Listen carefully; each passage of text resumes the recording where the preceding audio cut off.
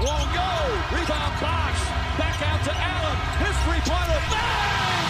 Tie game with 5 seconds remaining. Oh yeah. We packing somebody up tonight. Hey. Come on in, take your shoes off before we close the door. Few rules, heat pack in the air, we about to blow. This the basement, ain't nobody safe, you already know. Grab a seat and kick your feet before you get too comfortable. You want the X's and the O's, the Trey, yes and no, friends and the foes, the Butlers and the Heroes. You can feel it in your soul, the win, the ring is the goal. But if somebody need to go, we be sure to let you know. Going hard for my dogs is an everyday thing, like Jimmy down the lane of 13 off the screen. Whole squad keep it tucked like number 17. Bring your takes and your memes, going hard for the team. Going down in the basement. It's going down in the basement. Get your takes off. Get your takes off. Going down in the basement. Yeah. I'm not even angry, so I ain't gonna give y'all the customary we lost intro. Welcome to the Postgame Show, the Basement Sports Network Postgame Show. I'm your host, Royalashepherd, and I'm joined today by my guy, Bubba. Bubba, how you doing today? Really good, man. Great Panther W. Absolutely electric. Up 1-0 against the Lightning. Reinhardt to Chuck. Just the best team in hockey, man, overall. Just absolutely fantastic. Can't wait for game 2. Can't wait. Fuck the Lightning. Shout out to the Ice Cats, bro. The best team in the playoffs in South Florida right now. Also, pulling up, we got 3 members of the Kane Gang. Starting with the chairman, Kane, Ricky J. Mark. Ricky, how you doing today, brother? Man, you know, like I said before, I've been in good spirits all weekend. The Garden was rocking. It was a big time. I'm going to rock your ass right up out of here. Don't bring him back. I'm going to rock you. Bro, you had an opportunity. You had an opportunity. But we going to rock your motherfucking ass right onto that background. New, how you doing today? I'm great. I'm feeling real good. Nice, beautiful Sunday. I'm great. How you guys doing? Sensational, actually. And of course, rounding out the panel, we got my dog, Kane Kendal. Kendal, how you doing today, brother? I mean, even when I'm wrong.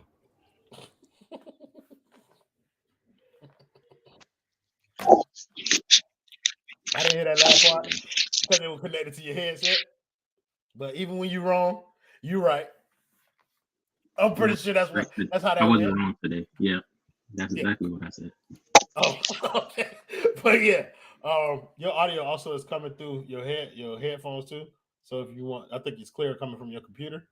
No, you can change it in the settings. It had to adjust again, so you know. Either way, Miami lost game 1. It's cool. Miami lost game 1 of the Eastern Conference Playoffs first round to Boston, 114-94. So a 20-point dub. Really wasn't a 20-point game.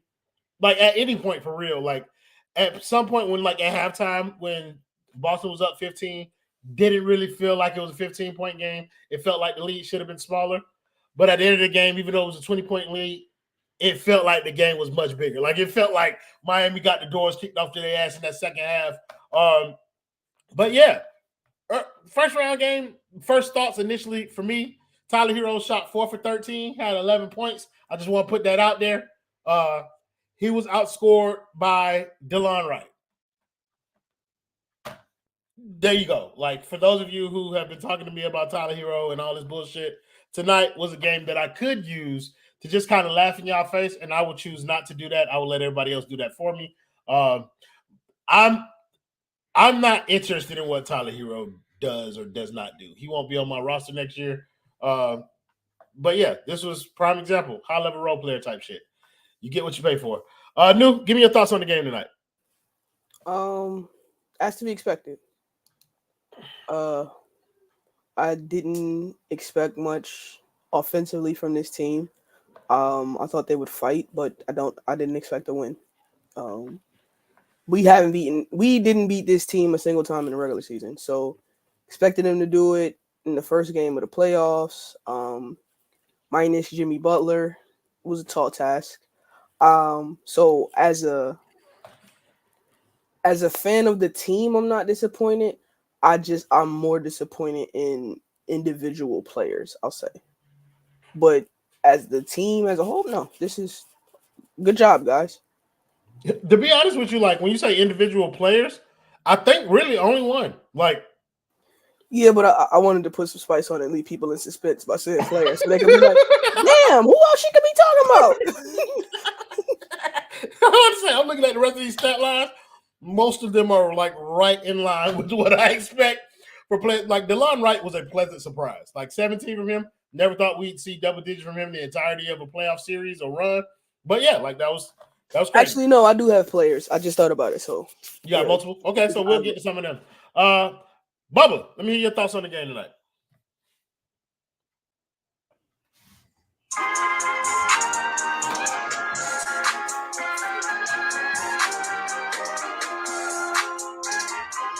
Did you enjoy it? Did you have a good time? What appropriation I hear? Was it everything you hoped and dreamed? Ladies and gentlemen, this was, if you've ever seen the Marvel series, What If? This was What If we built around Tyler Herro. Did you like it? Did you enjoy it? Did 14 do what 14 was supposed to do? No. That was a typical Tyler Herro playoff game. He is fucking trash. We need to stop this. Royal won't laugh in y'all's face. I will. The game that he popped off the most in, the stats don't fucking count. If that isn't fucking scripture, if that isn't a fucking sign that this dude doesn't even deserve to be good, I don't know what is. Again, outscored by DeLon Wright. His handles are so trash. They're not trash. They're non-existent. So many screens that Bam had to do. That man was terrified of Drew Holiday. Terrified of everybody. 14 didn't score 14. No, he didn't. Garbage time threes towards the end. And Tyler Herro, y'all, in the face of his moment, decided today I'm not going to shoot because he knows he's trash. And it is over for the Tyler Herro brand. It's over for the Herro Hive. Thank you. And let's just be completely real. Let's be completely real. This man decided to stunt on Alex Caruso and Billy Donovan. And because of that, we're all sitting here today. It's not slander, it's facts. He wasn't the best guard on the floor today for the Miami Heat, and multiple guards were out for us today. That's ridiculous. I think Herro is maybe the 10th best player in this series when you really count all the players. But y'all say he's top 10. Okay, it's over, man. Like Royal said, he won't be on the roster next year. These are his dying moments as a Heat member of this organization. And I hope you guys enjoyed the backwards pass and him stunting on Alex Caruso, because now we're fucking here and we got to watch 3 more games of this fucking shit. I feel like there were opportunities. Like the reason that you're going to hear a whole lot of Tyler Herro slander tonight, like you're going to hear it. It's going to come. It's because Bam was good. Like, and Bam was good early, and Miami was in a position where they could have put some actual pressure on Boston in this game because of the way Bam was playing. Everybody else to the side, like whatever. Like, we can talk about all these other players, but we knew that this game was going to be on the shoulders of Bam and Tyler, and Bam showed up. And if Tyler would have, then we could be having a different conversation. Maybe not a conversation about a win, but maybe a conversation that added a little optimism about how this series could potentially play out. Not like real optimism, but just saying like we could potentially get a good series out of it. Today, the way Tyler Herro played, bro, it's in line with everybody thought it was. Somebody, Pablo De Silva said, "Glad I didn't watch." That's funny. Ricky, give me your thoughts on today's game, bro.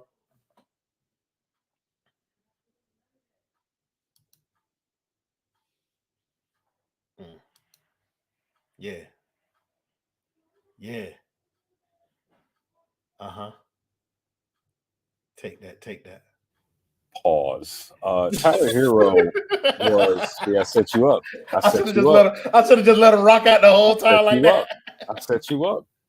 No, but Tyler Herro was never meant to succeed against the kind of high-level players that Boston is offering. I mean, for all the things we've had to say about the Celtics, he's not that guy. We know this, though. I mean, Bubba encapsulated it quite well, so I'm gonna try not to overlap what he had to say. But you know, for those of you that are in love with this guy, that think that somehow he's gonna overcome the odds and become your modern day version of Rocky Balboa, do you really think Tyler Herro is going to perform and go off and become this all-star caliber player against length and athleticism?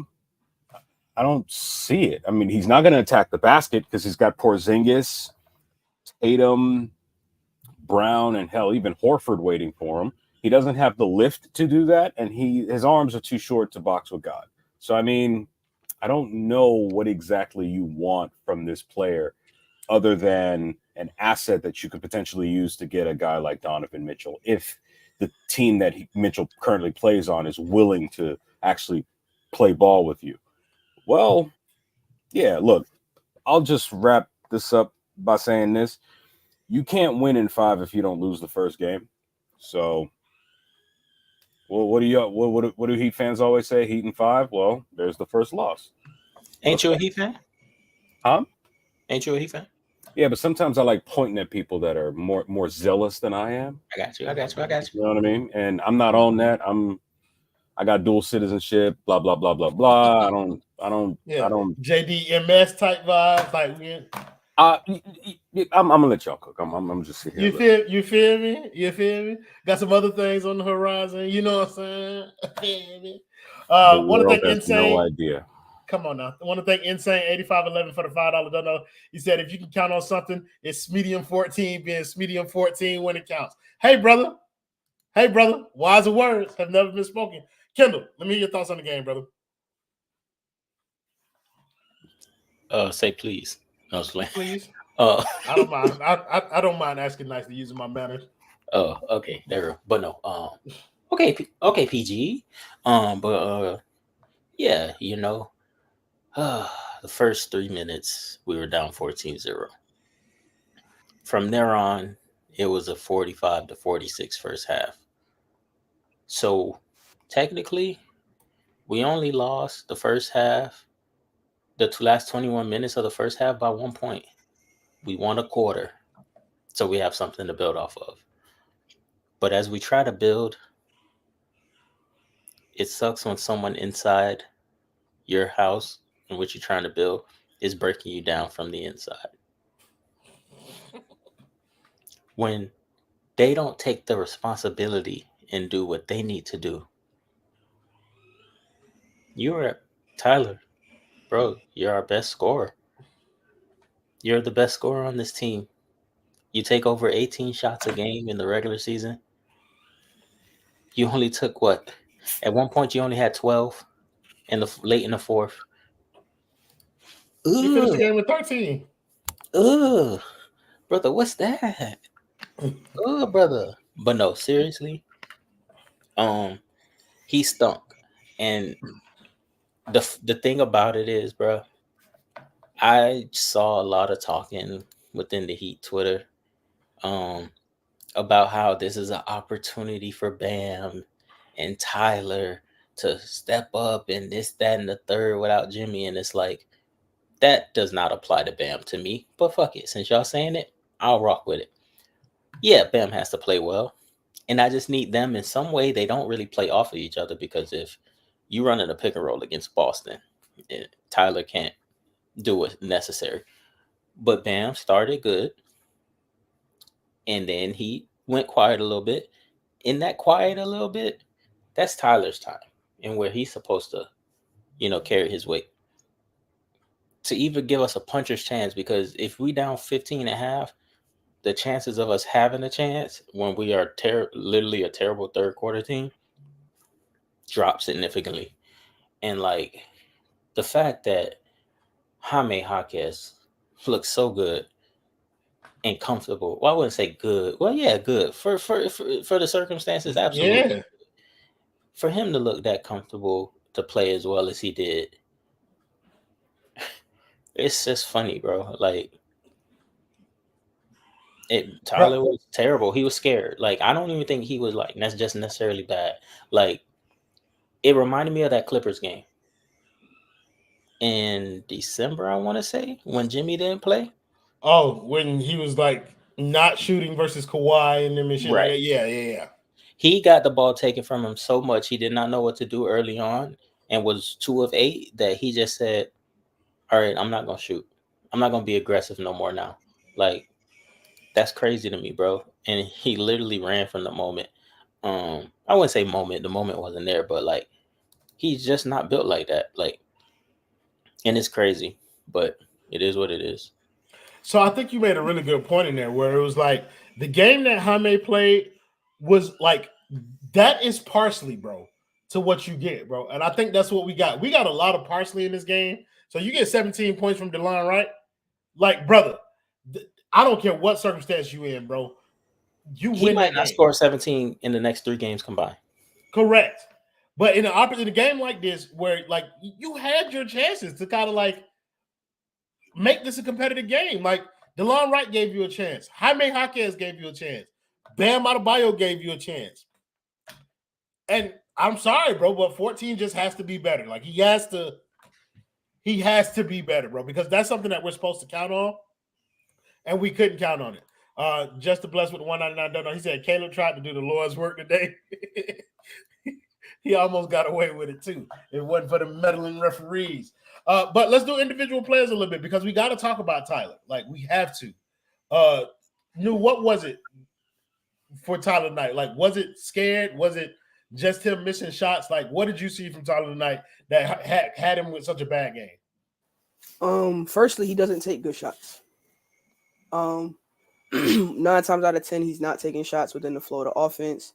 It's dumb stuff like stuff that you're like, like your little you started playing basketball, your coach would have pulled you off the court in middle school for them shots. Like, and I don't know, he's been empowered to take those shots, which is why he still takes them, but he doesn't take good shots.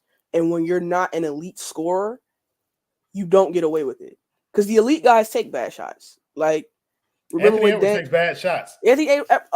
Most guys in NBA take bad shots. But when you are the best of the best, you make them. So you get away. It's like that Steph clip. Like, remember when they were playing the Clippers all those years ago when he was like dribbling around crazy at the top of the key? And Steve Kerr was like, yo, like they had Steve Kerr mic'd up. And then he switched to 3 and he just was like, all right. Like, when you can do that, it makes it okay.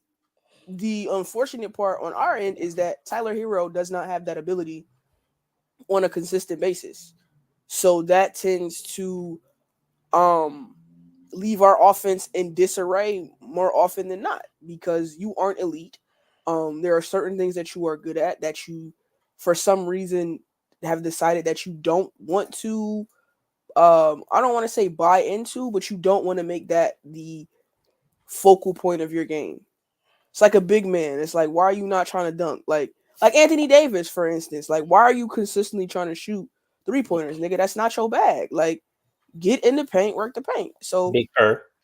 Come on that, now. that him too. Like, it's No, that was Cat. Oh, that's the same person. yes. Okay. Yeah. So that's my biggest takeaway from Tyler is that he doesn't play smart basketball. Like, and I know it's easy to say, like, oh, well, if he was taking better shots and he was just missing, it'd be more digestible. But that's the truth. If you were taking shots within the flow of the offense and you just like, good shots, smart shots, you just weren't hitting. That nigga got blocked on a 3-pointer by Jaylen Brown, bro. Like, name how many times in the NBA you see 3-point shots get blocked. For real. Last 3 games. Oh my God, I was literally just about to say this is his second in the last 3 games where he's gotten a 3-point attempt block. Like, what does that tell you about you as a basketball player? That niggas know you coming off that screen at the top of the key. Just swing. You gonna block the shot? Like, no, he had Derek White on the right side of his hip. He was driving with his left dribble, came up and shot the floater with his left hand. I'm like, bro, you have to shoot that with your left hand. I think what's going to make this game, like, I don't know, it's going to give his fans some solace is that he scored in double digits. But people don't realize that that's because he had 2 late 3-pointers in the fourth quarter. Like he had 5 points for most of this game. Like that should be as unacceptable. So like I'm interested to see if we're going to see any of the same vitriol that we got for Bam for Tyler Herro. But I mean, of course not. Like we're not going to see that because that's not the bag. But to New's point about him taking bad shots, like it's kind of different than like the Philly game. I felt like he was missing open shots. like good shots. In the beginning, In the beginning, he was missing open shots, and then later on in the game, he started taking some wild ones to try and like make it look good or whatever. But like that's a process that you can deal with. It's what I always talk about with him. It's like process over results. His process is bad. That's why he ends up in these situations where he's getting his process is just bad. Bubba, talk to me about what you saw from Herro tonight, bro. Honestly, man, like it feels like the guy got here yesterday. Like that's literally how he plays. You would have no fucking idea off of his social media where he's training with every rookie that comes in 2 days after they land, and he's with Jimmy all the time and all this shit. He literally looks like he hasn't played with us for more than 15 minutes. And every single time he deferred to somebody else, he was absolutely scared to shoot today. You can't tell me he wasn't. And like you said, Royal, like he got to double digits. He took 2 threes at the end of the game. He was completely invisible. The amount of times he did not cover, I know it was like a weird zone or whatever that Spo was running. The amount of times he didn't cover the corner and Sam Hauser just was shooting threes, or Drew Holiday or somebody else, was ridiculous. I don't understand why he felt the need to be the help defender on Tatum, on Brown so many fucking times when Bam is really right there. Really quick, Bubba.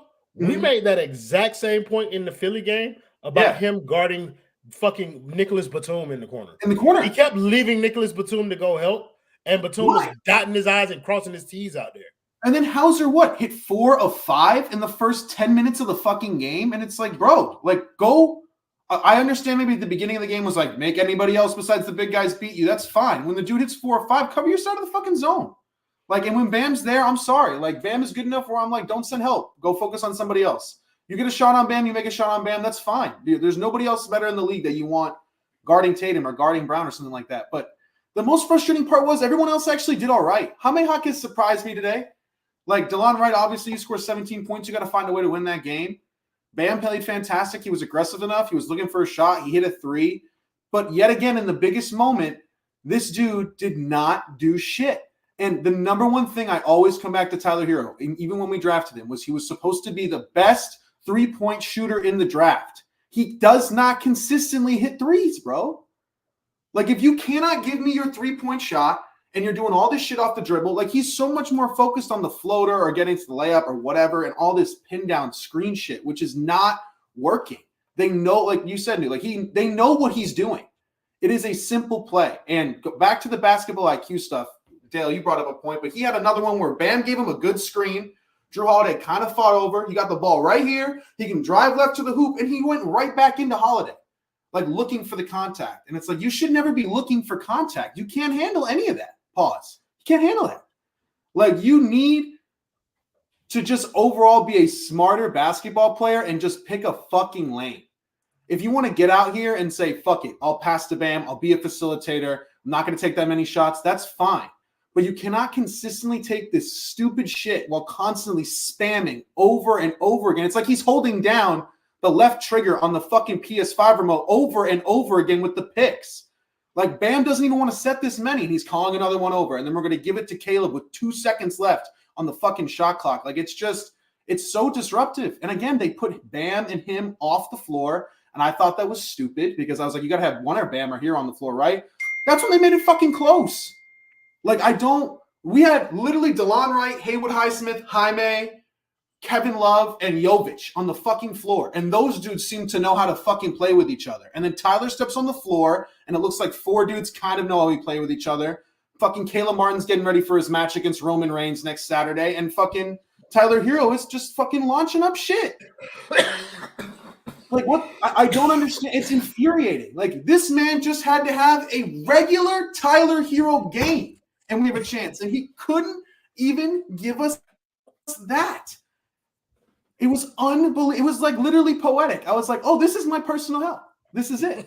Everybody else is here. Jaime Jaquez, who hasn't done anything in 2.5 months, was like looking good, guarding Tatum straight up. I'm like, Jesus Christ, we're asking him to do this. And Herro can't even cover Sam Hauser in the fucking corner. It's unbelievable. He's just not a point guard. Brother, we're not talking about him facilitating offense at all. Bam is literally the point guard. Yeah, bro. Like, we're not talking about Tyler Herro playing position. Like, he just didn't play well. It doesn't matter. Like, we didn't hear that he's not a point guard shit after the last game. Nobody said that to me. Nobody said it. Ricky, I want to talk to you kind of about the Herro's playoff narrative because, he hasn't played up to his regular season standard in the playoffs in a couple of years. Like, I want to know, like, this just adds to that legacy, but at what point does that stick? Like, it's kind of like the injury thing where people didn't want to call him injury prone until he missed 40 games this year. Like, at what point does the playoff, kind of fall off James Harden narrative stick to Tyler Herro? Is it after this game? Does he need the whole series? How do you view that? Well, first things first, play with each other and handle it is crazy, Bubba. I'm just going to get that right off the bat. Now that I've done got that out the way, that's a warning.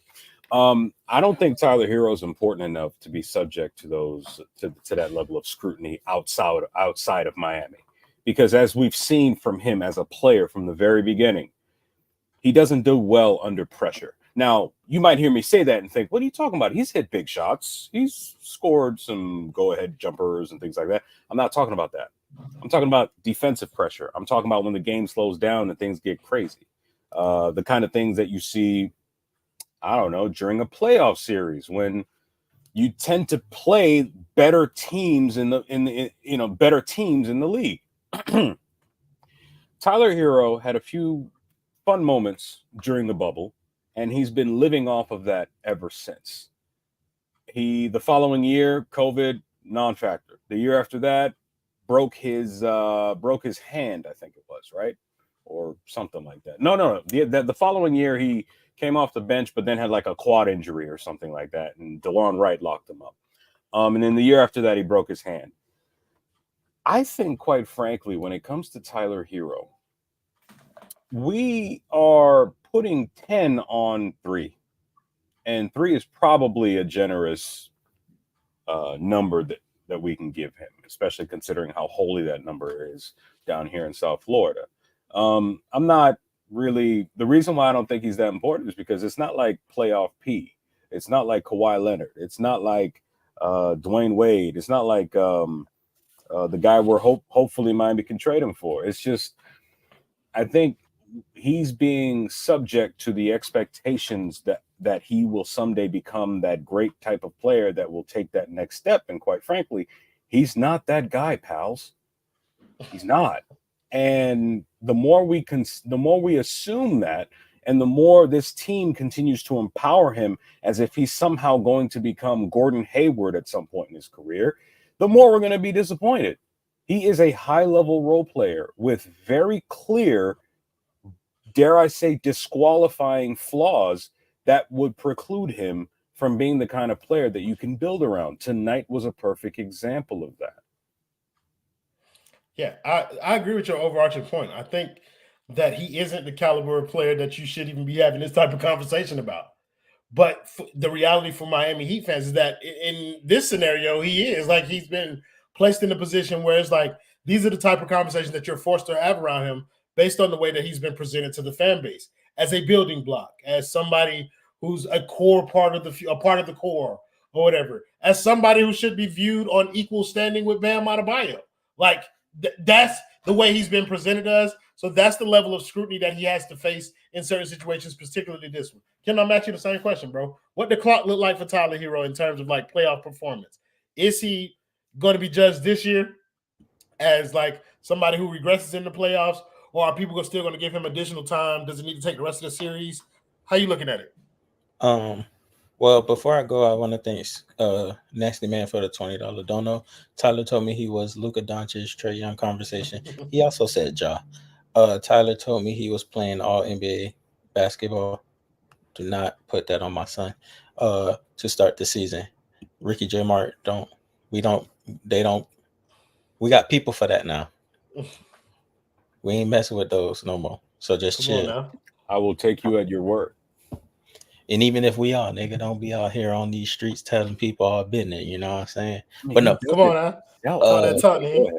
Tyler Herro isn't looked at and shouldn't be looked at as a playoff, like, I know it's labeled playoff riser when you play good, but what is it labeled when you play bad? Like a playoff faller, like James. That's why I said James Harden. Right, but even in James Harden, like he would give you the first 2 series and where he would like literally obliterate folks for the most part, except the Spurs that one year. Like he obliterated Jimmy Butler. Like he obliterated Donovan Mitchell. Like James Harden used to get teams up out of there. Like, you know what I'm saying? The OKC Thunder when it was just like Russ. But I would say Herro shouldn't be looked at as anything. He should be looked at as like, but I know that he is because of the way he's paid here and the way they have marketed him to be and pushed him to be. He should be looked at as dead weight on teams who want to win championships. Now, if that's what your organization prides themselves on, and that's what they're after, most teams are not on that.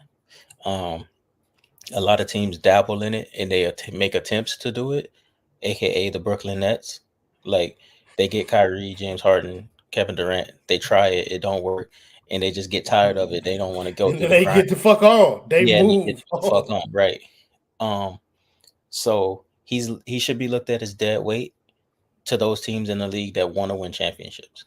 But he would never get traded to a team like that. That's why, in the value thing, it doesn't matter. But he should just be looked at as like as a goof, like he's in that goofy like kind of like bag of players like. And I'm not saying you can't get up out of it. You can, but you have to like buy in. I think Jordan Clarkson like bought into that. Jordan Clarkson was like with with that goofy squad in LA. He was right there with it. Like he got doing traded. whatever. He got traded. He became like, yeah, with LeBron and that run that they made, it was like he was just a steady, like little instant offense. Like seemed like he got more serious and now he's playing in Utah. You know what I'm saying? And there's spots for people like that in this league, obviously. But it's up to him. I think Jordan Poole kind of got pushed into, and along with his play and the stuff he did. But at the same time, see where I will shoot a guy like Jordan Poole some bail about being a goof is that he comes from, well, not only does he have a ring, which means he bought in and he was productive and he helped them like actually win that championship. He bought into those things. But the Golden State Warriors dynasty, they had goofy tendencies. Like Steph threw a behind the back pass in the fourth quarter in game 7, right out of bounds to like trying to throw it to Klay Thompson when he did not have to do it. Like they have goofy, like the thing that used to always plague them was turnovers. So Jordan Poole kind of like was molded under that like mindset. Miami is not on that. Like it's play defense, rebound the basketball, and offense will take care of itself type shit. So Tyler, like he just doesn't seem like he wants to break out of this like the box that, well, he wants to break into a category or a level of player that he's just not, bro. Like and it's crazy. And like you would think when he's struggling like that or can't get a shot off, he would go to Bam and say, hey, just go to the block and I'm gonna throw it to you. And like We'll play out of that. they're gonna like drop off onto you a little bit from somewhere.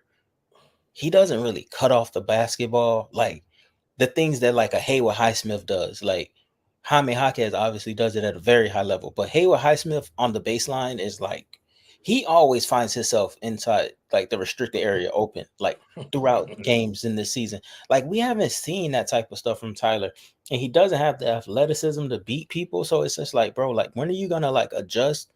And I don't think it'll be here. Like I think it'll be somewhere else because it's new scenery, it's new expectations, and you can't get the same shit off because it's just a new situation. But And yeah, people will tell you, and people over the new organizations are going to tell you what you are as a player.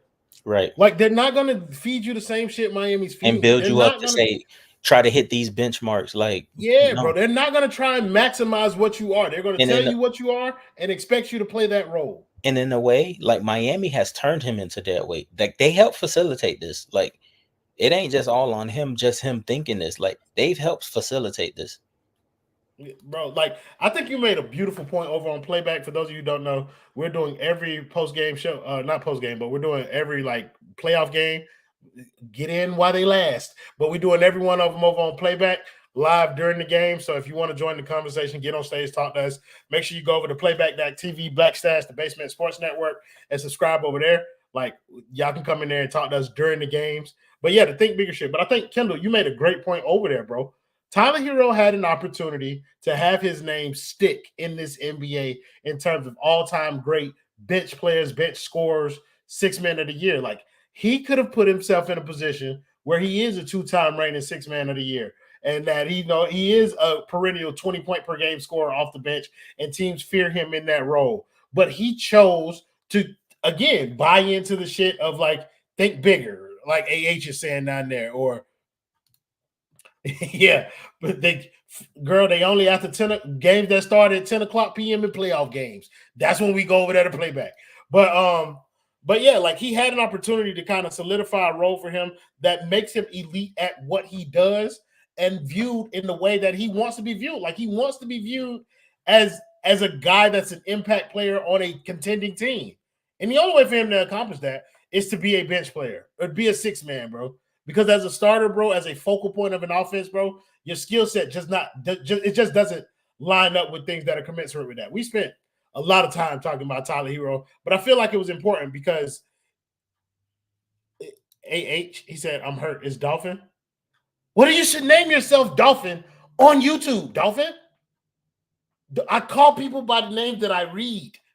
Like, I'm sorry. But yes, that's the game, Dolphin. I always remember it from now on until I don't. But somebody said Harden is cooking. Yeah, I'm watching. But I don't know if I want to spend too much time talking about Bam, even though he was the best player on our team.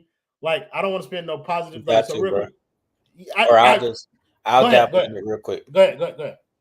Bam, bro. You gotta cut this shit out, bro. Like, I understand that they raised you under their system, bro, but like, you gotta go kick that door in, bro. Like, what was he? Like 10 of 18 or something? From the floor? Yeah, 10 of 18. They say he was 0-2 from 3. I could have swore Bam hit a 3 today. No, his toe was on the line. Yeah, 10 of 18, okay. 6 rebounds, 3 assists. Bro, Bam got all that shit off of, like, self-creating, bro.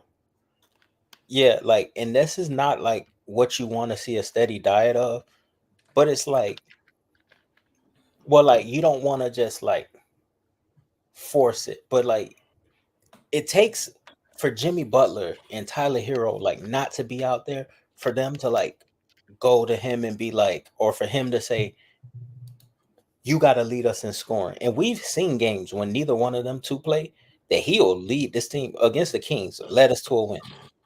Against Brooklyn twice. And it's like, with bro, Kevin Durant on there. Like, bro, like, the shit is annoying. But he hooped. He did his part. Like, and in that middle when he went quiet is him trying to, like, get his teammates involved and shit. Like, which is cool. But, like, we need more of, like, just, like, from a totality standpoint from the beginning of the season. Like, it happens in spurts, aka the Bam calendar thing. And obviously the roster. But yeah, he hooped. He did his thing. He can't average that. Yes, Demetrius. But in theory, thing is, but he wouldn't. Right. He's not trying to get numbers. Like, but I think that's your point. Like, in a series where you feel like you are outmatched and you, like, there's, like, really no chance of you winning, go out there and prove to people that the narrative about your offense is wrong. You're the first option. But that's the thing. He did it. He did. He did it in the finals. But that's what I'm saying. Like, Bam right now, like, his numbers today, at least his scoring output, it's commensurate with what I thought that he would be able to get. You know what I mean? 24, 25 points a game in this series. And, like, I agree, though. Like, Bam played well, but there are times that you wish he did more. I think Bam needs to go out here with the mentality to score 40 points every night. But that's not who he is. He won't, though. He won't. Yeah. But this is my Roy, thing. you know we've talked about this for a very long time now. You know what I'm saying? The Bam narrative, we know he's not going to at this point. But where I think it's kind of, like, pointless to do the 40, I'm more like 24, 25. Like, because he only gonna score twos. Fine. Okay.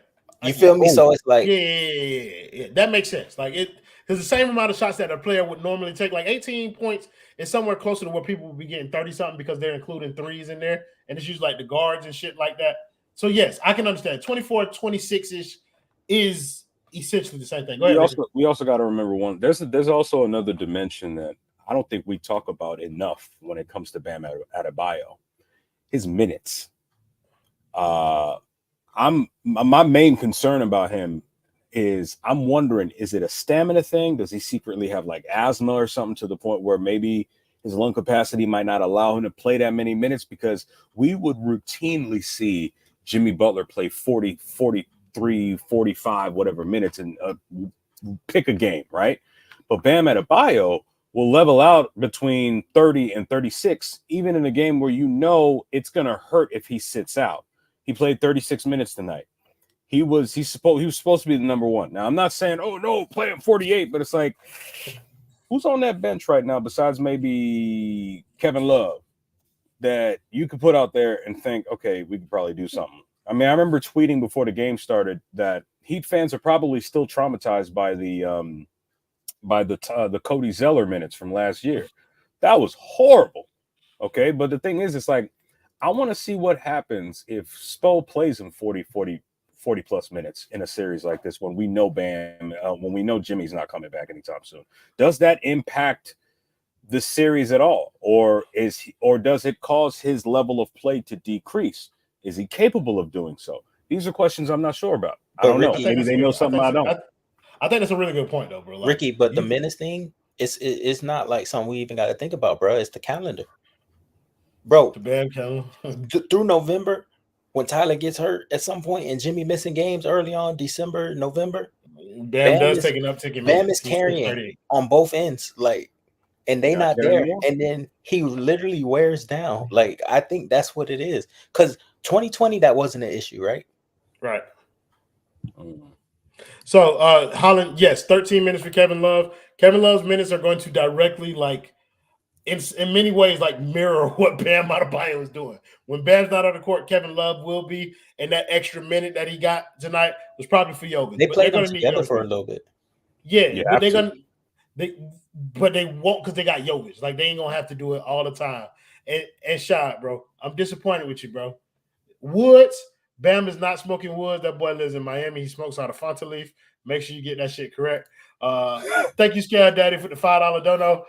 He said, LMAO, Bam got to do everything for everybody. Of course, he tired and he still be elite. No, we'll agree, bro. Like, Bam is absolutely kind of like I hate the hub word, bro, but he's the hub of everything for what this team is trying to do, bro. I'll use fulcrum instead. Fulcrum is a word, and if y'all don't like the word hub, use fulcrum. So Bam is the fulcrum of what this team is trying to do, both offensively and defensively. And it's like, there is nobody that you can even remotely substitute like what he does with. So, like, he said, Bam needs to dominate this series. 28-15, 9 assists in this series. That's not who he is, bro. And I think expecting, like, those are Jokic numbers. Like, he's not Jokic, bro. Like, he's not. I think 24, maybe you get more rebounds out of him. Maybe you can get 24 points, maybe about 7-8 rebounds. You can get more rebounds because he guarded Tatum and Brown. That's also true because we don't have anybody else to do that. So, can Bam be our Jokic? He is. For Bam to get 28, like, you got to get him the ball and get him some easy buckets. Like, nobody. But, like, also, like, that's not happening. It's not happening. Like, he can't, because he has to. He has to create offense for other people. Like, and on top of that, Kendall made a great point. He has to guard Jason Tatum and Jaylen Brown. Like, you can take no responsibilities away from Bam because otherwise the team will not fucking work. I'm about to blaspheme, Royal.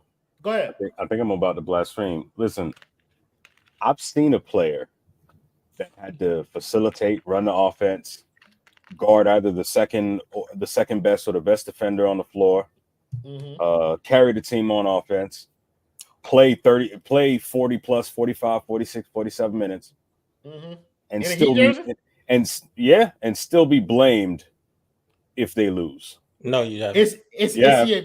Is he an all-time Pantheon player? Yeah, he is. Okay, so okay. And no, I'm not saying Bam. That is the qualifier. Yeah, I understand. Right, I'm not saying that is the qualifier that you have to add on that, so people. Oh no, well, yeah, sure. I'm not trying to be coy with this, but the thing is, I can't help because, all right, for example, right, when you're in law school and you're taking a law school exam, or even if you're taking something like the bar exam, you don't get graded for what you leave on the tree, right? You have to write everything you know. You have to exhaust and completely expend everything you have and put it all on that paper and hope that it gets enough points. I can't help but wonder that are we completely using up everything that Bam has, or is Spo preserving him for something? That's what I see. For example, it's hard because the playing game that Miami needed to avoid Boston against Philly, he played 31 minutes. From what I understand, he wasn't hurt. I can't for the life of me. He got 2 quick fouls versus Embiid in the first quarter. That's fine. Did he play the entire second half? No, but I'm saying like he sat out for most of the first quarter and second quarter because he had 2 fouls on him. But I do agree with Ricky saying about playing the whole second half. Yeah, for sure. Did he? I don't think he did though. That's the thing. He didn't. So it's like, I'm like, it's supposed because all right, I know the Pantheon player, obviously they're not the same player, but it's like you're up against these guys. Play him as long as he got to. He'll rest in the offseason, or he'll rest until the Olympics or whatever. I can't help but wonder whenever I look at these box scores at the end of every game, I'm like, how come he played less minutes? How come he played less minutes than Jimmy on one leg? I don't know. That's weird to me. But I'll leave it at that. I got you. Like I agree. I think that's something that I haven't even really considered. Like, what is the rationale for Bam never being able to cross like that 40-minute threshold? Especially in games like this where he's clearly going to be needed. But like I don't feel like that was what was hindering him tonight. Like I don't feel like he was hindered tonight. I feel like he played really well. And that is like that's the only thing that I take solace in. Like the only things that I'm looking for in this series right now, I'm looking at Tyler Herro, obviously, because that playoff narrative is only going to be enhanced the more he plays like this. I'm looking at Bam so that I can justify, like when people come at me talk about Bam as a scorer, I'm going to point to games like this in the playoffs. When Tyler Herro didn't show up and Bam did, like tell me what happened this game. Don't just look at all of them. And then I'm looking at Jovic and I'm looking at Jaime Jaquez. Like they need this experience. I'm interested to see how they play. Jaime Jaquez played really well in this game. And I don't think Jovic is bad either. We're 6 games in a row with Bam scoring over 20 in playoff game.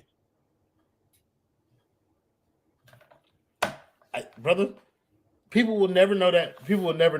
So I'm not going to give y'all the next player. I want y'all to pick a player who y'all want to talk about and then talk about them. So, New, pick your player, talk about them. Nobody can choose the same player as New. Caleb Martin. Yeah, he stinks. Not good, brother. Not good, half a brother. Yeah, no, not good at all. He was 2 of 6, 2 of 5. 2 of 6. He was 2 of 4 from 3. 0 of 4 for 3, which means he had 4 points. In a series where a lot of Heat fans were saying like, oh, you know, after what he did on Boston last year, this is a series for him to where he could be really good. Survey says he cannot. His defense wasn't good. His defense really hasn't been good most of the season, if like quiet is kept. He's gotten his face fried off a lot of times by a lot of players. He's just not good enough, man. Haywood. Oh, I'm sorry. I'm not going. That's somebody else's player. I'll say that for you, Royal. I know how much you love that man we call Haywood Highsmith. I don't call him that. And I don't love him. You can talk about Seamus because I'm pretty sure I don't think anybody else was going to pick him. The two of them in conjunction is like, bro, that's why you need variety on your roster because neither one of them are good. Like, neither one of them are good enough offensively or defensively to consistently be a liability on the court. Like, it's bad, man. And he has a player option I'm praying there's some GM out there that is stupid enough to offer him a big bag. Because I can't watch this man on my basketball team again next year, bro. I can't do it. Between the foot on the line, that ugly hitch jumper, not being that great defensively, he has zero room to grow as a player because he's 30. Like, it's just not good, bro. Like, the best thing he did today was try to injure somebody, and I don't even like fool with that for real. Because like, but it's just he's not good, bro. Sorry, Heather, he not good. Like, I think I'm saying sorry because she was trying to argue us the other night. Like, he would be better on other teams. And yeah. Like, even though he wouldn't. Like, we all know. Like, Heather's like love for Caleb Martin knows no limits. You know what I mean? And sometimes it borders irrational. But like, I can understand it. Like, that's your guy. You ride with your guy, and people can be appreciative of that. But tonight and this entire season really has shown that Caleb Martin is not like. He should not be a part of Miami's future or present, really. Like, I think tonight is a clear indicator of why he shouldn't be a starter. Like, this is, again, another instance where he's playing the wrong fucking role, dude. Like, he should not be a starting NBA. What was he playing tonight? Guard? I don't even know what position he's playing. He started at the 2. Yeah, that's what I'm saying. Like, he should not be a starting anything in this NBA. And this is what it looks like when you put him up against elite talent as a starting caliber guard. He should not be in that position. 29 minutes? Like, he's not a 29-minute player at this point. But this is the thing. He can't even be Derek White, bro. Like, if I'm not mistaken, Derek White starts for Boston, yes? Yes. He's their starting 2. Yeah. Derek White's job is to provide defense and hit the shots that are available to him when he's open. Hit open shots. Like, that's it. Nobody, they're not going into the game saying like, "Yo, Derek White, you got to give us 30 tonight." But like, because that's not his bag. And he was their second leading scorer tonight, which is crazy. Nobody even noticed it. But my point is, you can't even like he's supposed to be a 3-and-D, heavy on the D. Pause, Ricky. Heavy on the defense. That's supposed to be his game, and you cannot consistently depend on him to provide good defense. Like, yo, Ricky, yo, stop, yo. Like, bro, I'm trying to have a basketball conversation. On the defensive side of the basketball, which is where he's supposed to like earn his money, he's not. You heard us say on the D2? So my question is, what value does he provide if the one thing that he's supposed to like be good at, he's not consistently good at? Why are you consistently on the basketball court? I think that's a good question for Bubba. Bubba, what value does Caleb Martin provide at this point in his career? Like, he's going to provide a ton of value to WWE SmackDown. I mean, this dude is sprinting and jumping and flying in midair. Like, someone give him a fucking chair to fucking slam on somebody. Caleb Martin, J. Cole needs to apologize again for hyping him up. First of all, gentlemen, I'm not finna allow you to talk about my GOAT like that, Bubba. That's not that. What, Justin? I don't know what's going on, bro. Justin has been the bane of my existence for the past couple of streams. Y'all forgive him. Bubba, don't disrespect my GOAT, bro. Go ahead, finish your Caleb Martin has absolutely no value to this team, besides doing what he tried to do at the end of the game. Like, I don't think the Heat are a dirty organization. I don't think we try to injure players. That's a tough case to beat right there. I mean, we got 90 fucking seconds left, and we're going right at the dude's fucking hip. Didn't even really leave the ground. I mean, what the fuck was that? Like, I'm not trying. Like, listen, man, a win is a win, I guess, if you're on your Machiavellian shit or whatever. But Jesus Christ, like that was ridiculous. But he really just is running and jumping out there. I think someone said he's playing with his own shadow. That was hilarious. That's true. Like, it's just. He's not scared. It's the weirdest aspect of weirdest game of basketball I've ever seen. Like, he will just sprint to the rim, jump, and he's hoping something will happen while he's up there in midair. And I don't know where he's trying to go to infinity and beyond. Like, I don't know where the fuck he's trying to go. but that's all he does. But for my player, I want to talk about Jaime because we've been negative. We got blown out.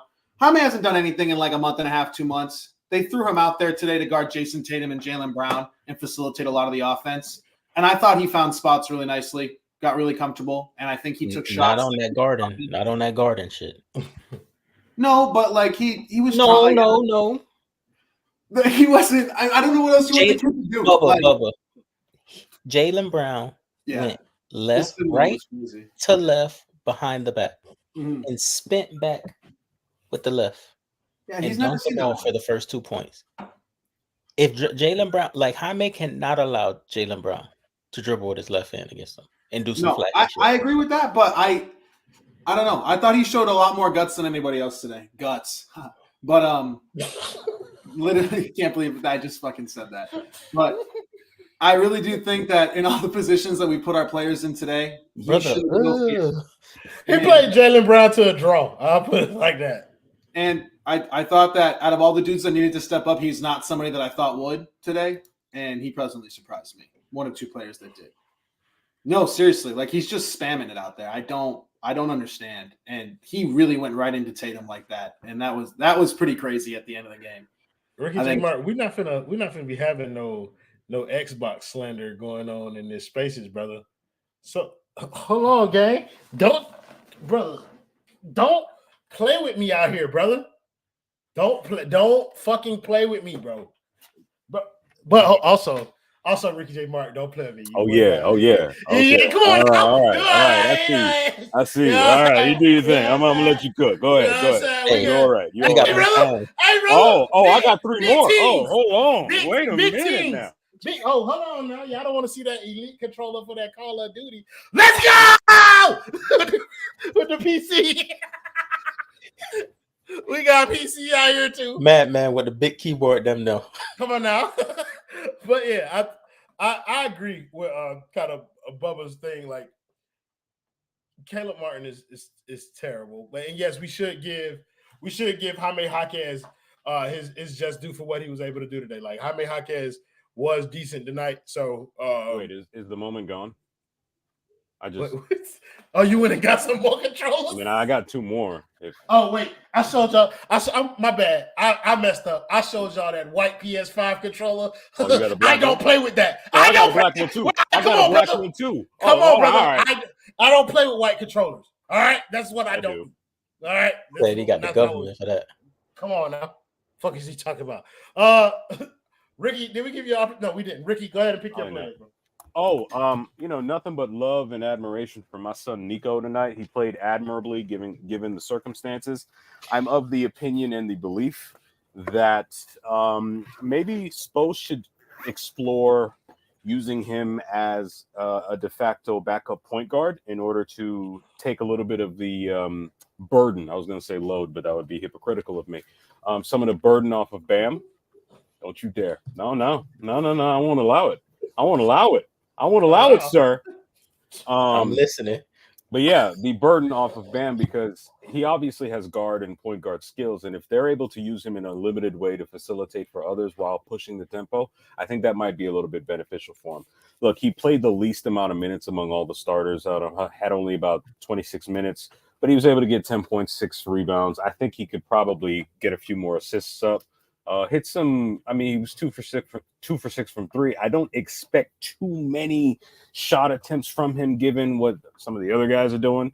But I'm proud. I'm always going to be happy to see that my son didn't back down from the smoke, as it were, because he's playing against a few individuals. He didn't back what? He didn't back down, not back into, back down from. I do this. No, but yeah, he didn't back down. I'm happy. You do what? This. What is this? I know my words. I use them properly. I'm very guarded and calculated. My bad. Hey, with Ricky Wordsmith. Thank you. Continue. Yeah, I don't feel safe anymore. You said you need safe words? I said I don't feel safe anymore. I'm surrounded by. I'm no longer in the online suburbs. I know that much. Would you be looking at online? Yeah, OG. This concludes Yeah, my thoughts about PG1. Nikola Jovic. Come on. Yeah. Here we go. Yeah, I will agree, be bro. waiting in the tall grass. I already know.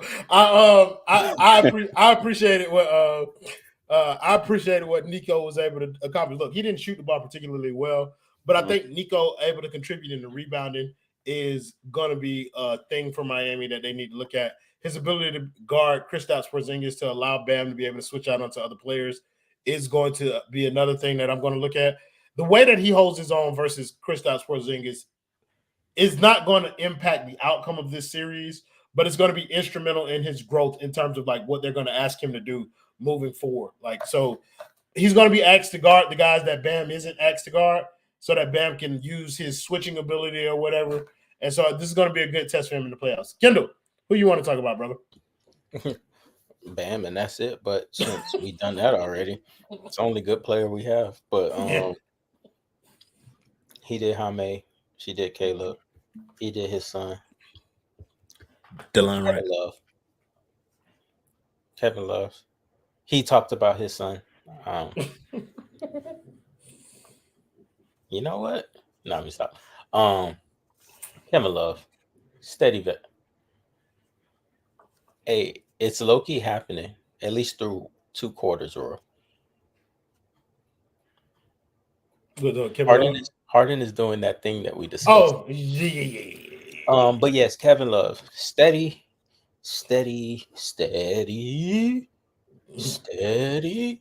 veteran presence. That's a good dude right there. He comes off. He got the stamp from a lot of real ones in the league. I would say a lot of good basketball players. And Kevin Love is just consistent, like in his role, starring your role. Like he obviously knows how to do that. He did it when he was ever since LeBron told that boy to fit in instead of fit out. Even though I don't know what Kevin Love was on at that point, I don't think he was anything bad not fitting in. But yeah, Kevin Love is on it, and he just does his job. So I'll talk about him, give him a little praise, and I'll also say DeLon Wright, way to go on a heater. Tim Hardaway, you stink. Doo-doo. Come on. Yeah, that thing pop up. Yeah, hey. Big bubbles. But yeah, DeLon Wright went on a heater, and that was insane. He probably felt like he was shooting in a empty gym because that crowd was quiet at that point because they knew they had won. So, yeah, good shit. Yeah, DeLon Wright was going to be the player that I chose to talk about, bro. 5 for 5. I didn't think you was going to do it. My fault. You good. 5 for 5 from the 3-point line, 6 or 7 from the field overall, bro. Like, I don't expect contributions from DeLon Wright at all. So whenever we get them, like, you have to be appreciative of them. And, like, we don't get many opportunities to talk about him in a positive fashion. Like, most of the time, it was like he's not going to be in the rotation at all. Like, we shouldn't expect to see him playing only defense or whatever. So when he has a scoring outburst like this, like, you want to give it credit. But it's just, like, the only thing I can think about is that this man outscored Tyler Herro in the game, bro. Take that off of the screen, please, and don't put it back again. Unless Ricky is on a solo shot. Come on now. That's what I'm saying, bro. Like, What? wow. What's going on? Nothing? Put it back up now.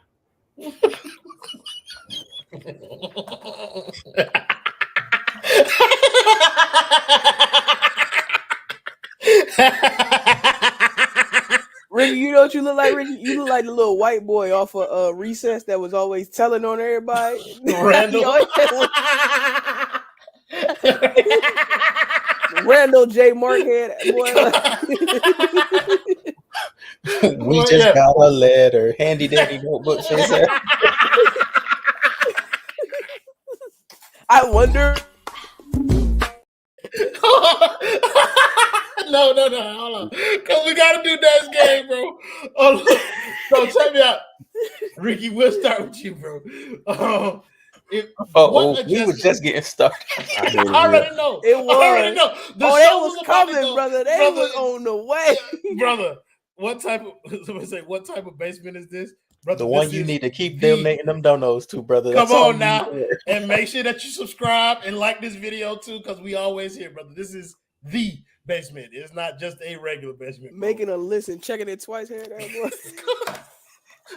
Find the first paw print, not the first clue. Pros and cons, ass nigga.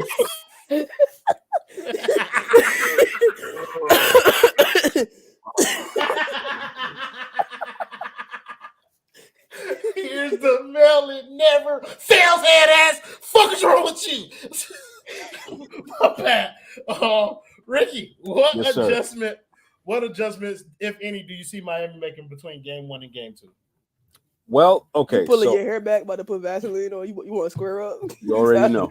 No, it was getting too wild.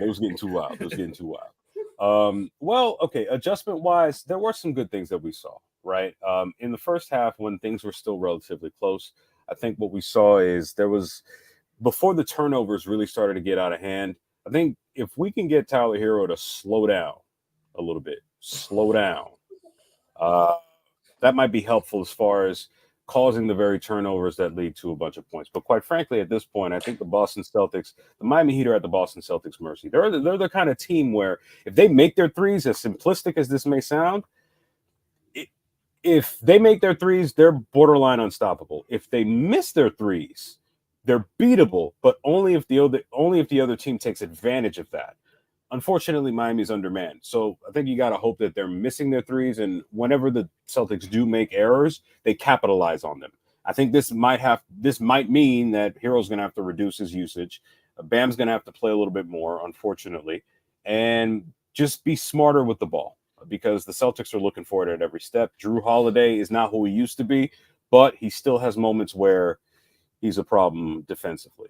But yeah, at this point, look, you can't win in 5 unless you lose the first game. So we all know how this series is going to end. There you go. Alex, if you want to join this conversation, the only thing you have to do is make sure you join us on the playback during the games. That's when we allow people from the comment section, the fans, to get on stage with us, talk their shit, pop their shit, talk to us just like we doing. But yeah, make sure you look out for us. If you want to find the link, bro, go to playback.tv/the Basement Sports Network. That is where we will be every time. But I do got a link for you. And that link is to my guy, James Pugh, and the people over at Simple Health Advisors. Ladies and gentlemen, insurance does not need to be complicated. Make sure you email our guy, James Pugh, and give him a call today and tell him that the basement sent you. Email James Pugh at jpugh, that's JPOUGH, at simplehealthadvisors.com, or give him a call at 321-345-7738. Again, that phone number is 321-345-7738. We also want to thank the other sponsor of the Basement Sports Network. That's Aim High, Hit Higher Enterprises. Need any DJing services for any special event that you may have? If you want the vibes curated to perfection, make sure you hit up my guy, DJ Dynamite, and the people over at Aim High, Hit Higher. You can give them a text, 561-592-4146, or you can email them at jammynt@aimhighhithigher.com. Both of those guys over there are awesome. They've DJ'd plenty of parties for me and my family before. That's how we got linked up. But they are fucking amazing at what they do. So make sure you hit them up for any DJing services that you may need. Want to thank James Lowry with the 199. Don't know. He said Kyle Lowry died for this shit, man. Listen, Kyle Lowry ain't dead. Oh, you trying to get on the live stream? Brother, that's not the Knicks killed him. Let's get one thing clear. James Lowry, I'm glad you brought him up.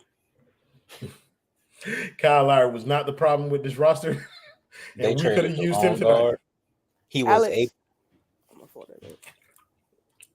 problem. He wasn't the problem. He was just a problem. Yeah. And he knows how to impact playoff basketball in one way or another. And he can get a little positivity going. But fuck that nigga. He sneaks. Yeah, no. We wouldn't have won this game with Kyle Lowry at all. But he damn sure would have made it a little bit more enjoyable. We probably would have got into better offensive sets and had a better chance with him.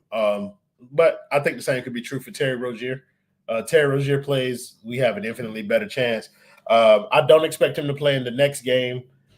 They said the earliest that we should expect him is probably around Game 3. So when you're looking for Terry Rozier to be able to come and change the tenor of this series, expect that around Game 3, Miami's first home game. Kendal, what adjustments do you see Miami could make? What are you talking about?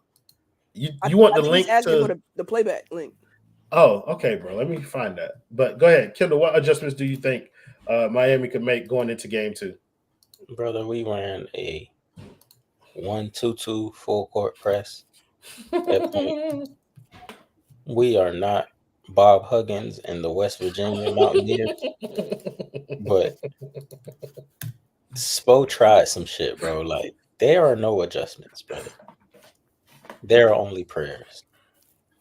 Some to God, Jesus, Allah, Jesus, Buddha, Christo. Like, it's a lot of different options out there.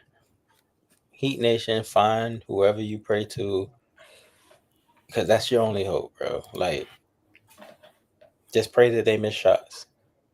Because Miami, they gonna be sound. They weren't, like, out of wax today. Like, they literally got blitzed. Cut the lead, but, like, bro, they don't have enough. Now, Spo might try to utter them 3 words. Do not let that madman lie to you. He went to a 1-2-2 full court press. They do not practice that. They started practicing it yesterday. Like, yeah. So just pray. Those are only adjustments. I felt like that was very interesting. We pointed it out when we was in playback, but like, yeah, when they went to that 1-2-2 and then they kind of like morphed it into a 3-2 zone, bro. Like it was like, oh, okay, they're just pulling whatever out to try and catch them off guard or whatever. And that's kind of what I feel like Miami's going to have to do. Like, Spo is going to have to perform wizardry, all right, in order to do something that Boston can't overcome. I think just like they figured that out in relative short order, like Miami's zone is known around the league. Maybe not which kind of zone they play, but teams are putting in zone offenses. Especially, I'm pretty sure Boston put in a zone offense to help them against Miami because they knew that it would be played. What type of adjustment? Yeah, he said running the zone with 5 shooters on the court is wild. Not gonna lie. And one is 7'2" who could just go stand in the base in the middle, like the elbow. Free throw line. Yeah, like, bro, and just shoot over that shit. But it's cool though. Like, again, Miami is working with a lack of talent, so they have to be clever and innovative in the way that they approach this game. I'm pretty sure no other team in the playoffs is going to see a 1-2-2 zone the entire time that they're in it. Want to hear what you believe Miami could potentially do as an adjustment or whatever going into Game 2. Yeah, so nothing. Ain't no adjustment for this. You're not good enough. I didn't think you were good enough even with 22. And without him, you damn sure don't have a chance. So adjustments that need to be made. Jaime, son of Ricky, keep playing good so somebody will want to trade for you this summer so we can get some assets. What? Nico's my son. I was talking about 2 different people. I heard you. Jaime. And I said Jaime, comma, I paused, son of Ricky. I mean, both of you guys. Usually the way the sentence is structured. No. Son of Ricky belongs to Jaime. We don't correct black women on this network. Thank you. Like I said, Ricky, you too. Get some shots up, nigga, so we can get some assets. Chipping everybody out this summer. We got a father-son duo for you all this summer. Yeah, but I just want to see those guys look good, so a team could be fooled into wanting to trade for them this summer, so I can get a star, so we could focus on the Bam build, as Adrian Wojnarowski told us they might look to do. So I agree with you partially, like in the sense where there is no adjustment that Miami needs to make going into Game 2, like or there's one that they can make. I think Miami's game plan was solid going into this game. I think Miami had a pretty good game plan as to how to attack Boston and how they could potentially win it. Tyler Herro needs to be better. You just said Derek White was their leading scorer, yes, or second leading He scorer. was second leading scorer. Yeah, that's a great game plan. Like they had a great game plan. I didn't realize that my light wasn't on this entire time, but they had a great game plan. But Tyler Herro just needs to hit shots. Like that to me is the adjustment, bro. If there's not a team-wide adjustment that can be made to help like this process, Tyler Herro needs to play better. That is my adjustment. Play better, Tyler Herro. Give this team an actual opportunity to win a game and not get swept. We don't want to be the only team in the first round that gets swept. We won't. Who's going to be the other one? Orlando? No, because we won't get swept. Oh, okay. Because we're going to win the series and we're also going to inevitably win the title, right, Ricky J. Mark? Yes. Correct. Heat and 5. But yes, I think as long as Tyler Herro kind of comes out here with I don't know if I need him with a different mindset.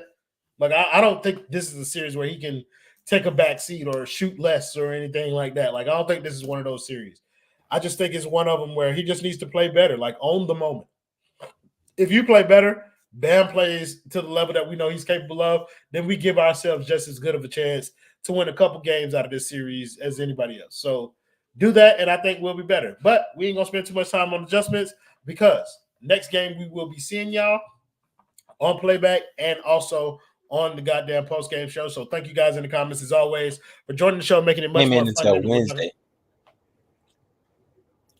Let's go. Let's go. Let's go.